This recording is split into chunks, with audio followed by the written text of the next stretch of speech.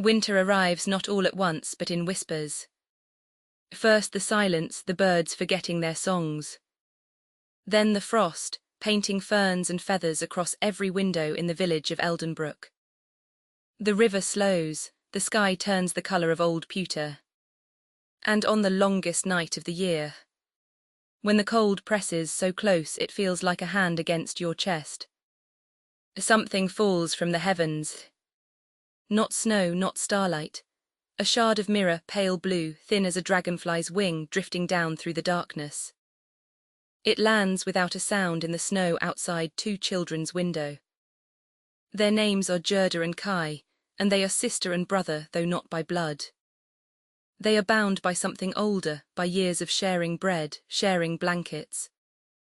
Sharing the small rooftop garden where they grow roses in summer, even here. Even in this cold northern town. Gerda is 12, small for her age. With dirt beneath her fingernails, and a habit of talking to the rose bushes as though they might answer. She is not brave in the way of storybook heroes. She is afraid of deep water. She cries easily. She sometimes wakes at night certain that everyone she loves will leave her. But she carries a warmth in her chest like a coal that never quite goes out, a stubbornness of tenderness that she cannot explain and has never tried to. Kai is older by 1 year. He is clever, restless, always asking why. He reads books about geometry and stars. He loves Gerda fiercely, though he would never say so aloud. The morning after the shard falls, Kai changes. It happens over breakfast, a flicker behind his eyes, like a candle blown sideways. He looks at Gerda and does not smile. He looks at the roses on the rooftop and calls them ugly. He speaks in sharp, brittle sentences, as though warmth is something to be ashamed of. By evening, he walks out into the snow without his coat. Gerda watches from the window as a sleigh made of ice and wind descends from the low clouds, enormous, beautiful, terrible. A woman sits at its helm, robed in white fur that moves like mist. She does not speak. She only opens her hand, and Kai steps aboard as though he has been waiting for her his whole life. The sleigh vanishes northward. Gerda presses her palm to the frozen glass until it burns. She leaves at dawn with nothing but her red wool shawl, a heel of bread, and a stubbornness that frightens even her. The journey north is long, and the world she walks through shifts like a dream. She crosses a river that has frozen mid-current, its waves caught in glass. Fish suspended beneath the surface like silver thoughts. An old woman in a cottage of climbing flowers offers her soup and a warm bed, and begs her to stay forever. But Gerda feels the pull northward in her ribs and slips away before morning. She meets a crow who speaks in riddles.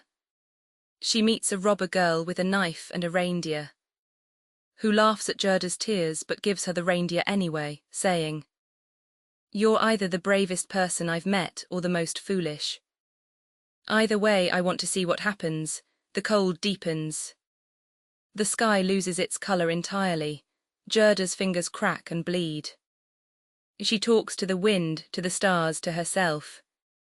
She says Kai's name like a prayer, over and over, because saying it is the only fire she has left. And here is the trial she does not expect, doubt. A voice inside her, thin and sharp as the shard itself, whispering asterisk, perhaps he chose this. Perhaps he does not want to be found. She finds the Snow Queen's palace at the top of the world, a cathedral of ice so vast it has its own weather, its own silence. Inside, Kai sits alone on a frozen lake, arranging shards of ice into patterns. His lips are blue, his eyes are open but empty. The word he is trying to spell with the shards is asterisk eternity asterisk, but the pieces never fit. The Snow Queen is gone, she is always gone, for that is her nature. She offers the idea of perfection and then absence. Gerda kneels before her brother. She does not speak. She simply puts her arms around him and presses her face against his frozen chest and weeps. Her tears are warm. They fall against him and sink inward, and where they touch, The shard buried in his heart begins to dissolve, not shattering but melting. The way frost melts on a window when someone breathes against it from inside a warm room. Kai blinks, he looks at Gerda, he says her name, and the palace, so vast and cold and perfect, begins to groan. They walk home together through a world that is thawing. The frozen river loosens and sings again, the sky remembers blue. When they reach Eldenbrook, the roses on the rooftop have bloomed impossibly. In the middle of winter, red and heavy and full. Gerda and Kai sit among them, older now, though only weeks have passed. They do not speak of the Snow Queen, they do not need to. Kai holds Gerda's hand and it is warm, and that is enough.